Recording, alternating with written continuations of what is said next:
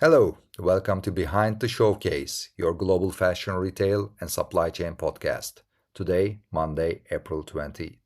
Hormuz cracks open, but shipping market stay frozen. Europe's textile industry posts an alarming shrinkage number. Indian factory floors erupt as input costs hit workers first. And Teijin raises polyester prices 20%.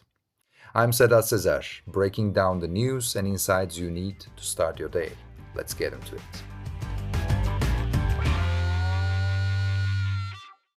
Let me start with the number that's going to follow every sourcing conversation this week.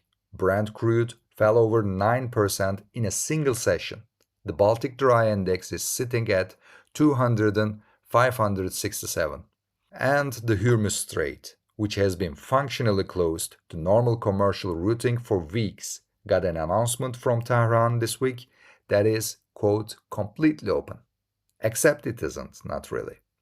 Iran's foreign minister declared the strait open to all commercial vessels during the ceasefire. But within hours, Iranian officials layered a condition. Passage requires coordination with the Islamic Revolutionary Guard Corps. President Trump posted that the strait is ready for business and full passage.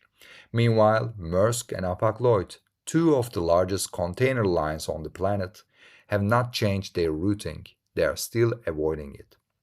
And here's what matters about this specific signal. When the two biggest box carriers in the world don't move their ships on a political announcement, that's not a caution. That's operational experience. They've been through Hormuz disruption before. They know the difference between a press statement and a clearance letter. So what does that mean for a sourcing team?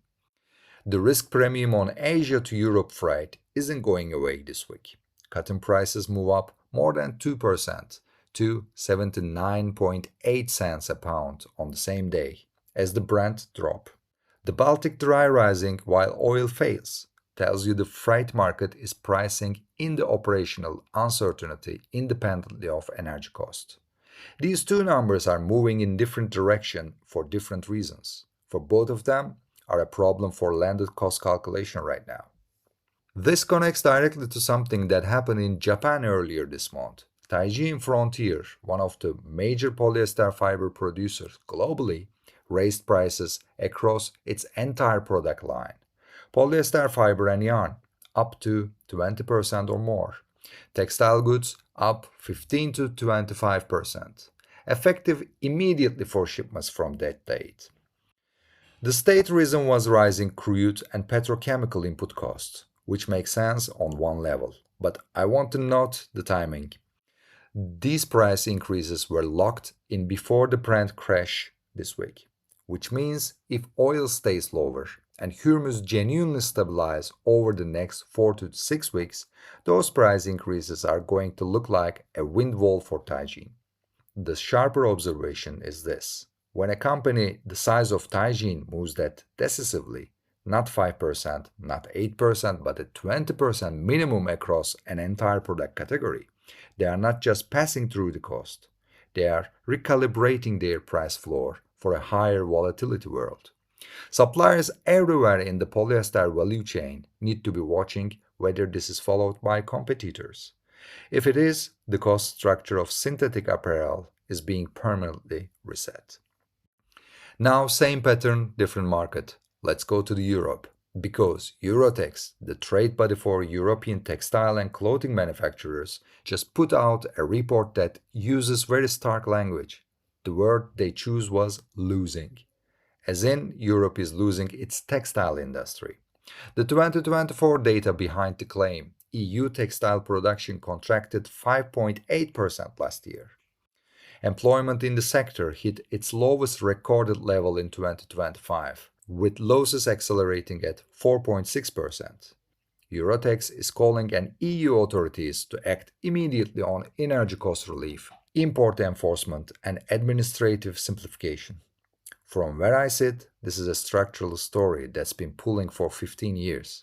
But the pace of deterioration in 2024 and 2025 is significant. When a trade body uses losing rather than under pressure or facing headwinds, they are not being dramatic. They are describing a balance of payment reality. Production is leaving faster than new position is arriving. The opportunity signal here for nearshore suppliers, Turkey, Morocco, Portugal, North Africa broadly, is real.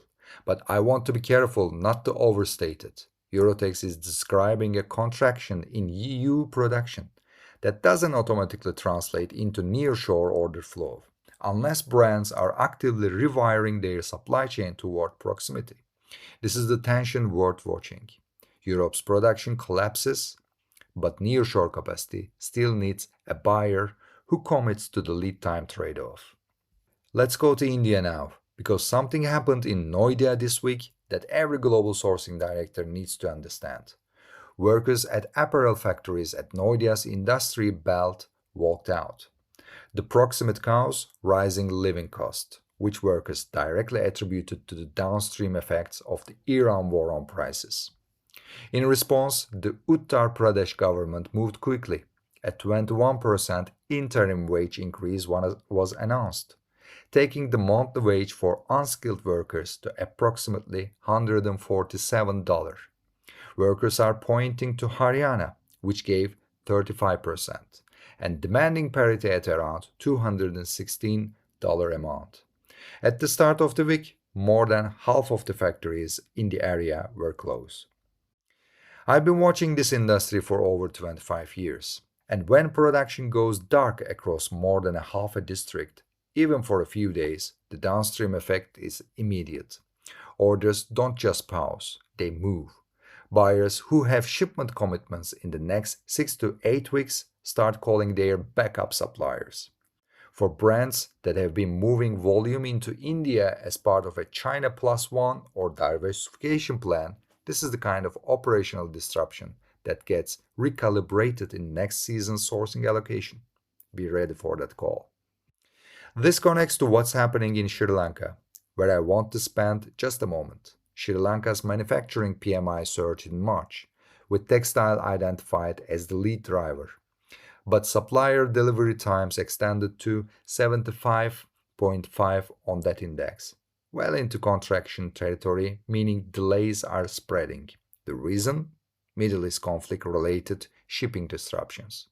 Sri Lanka is posting a strong PMI number, while simultaneously struggling with Hormuz logistic pressure. It means capacity is willing and orders are coming, but fulfillment reliability is under stress.